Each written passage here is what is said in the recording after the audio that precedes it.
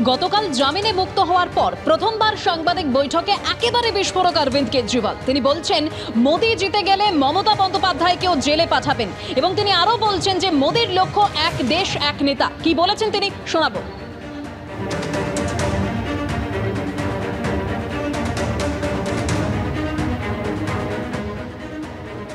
एक बेहद खतरनाक मिशन चालू किया हुआ है प्रधानमंत्री जी ने, बहुत ही खतरनाक।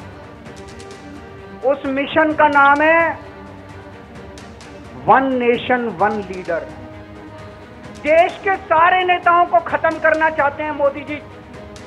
जितने विपक्ष के नेता हैं उनको जेल भेजेंगे।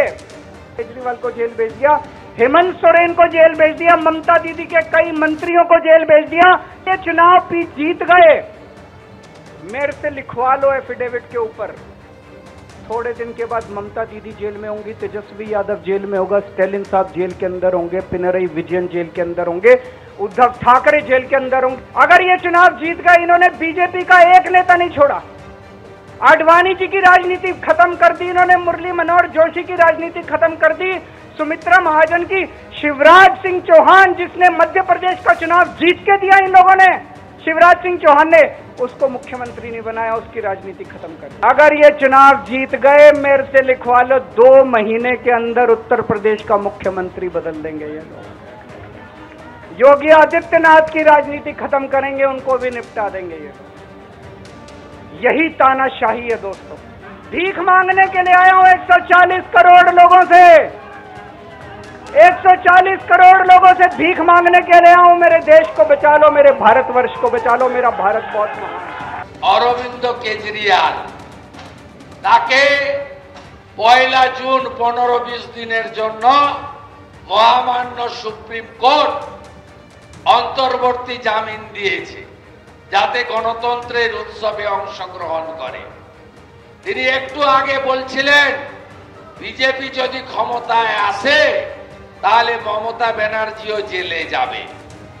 আমি উনার মুখে ফুল চন্দন করব। গোটা বাংলা তাই চাইছে, তাই তো? তাই চাইছেন তো আপনারা?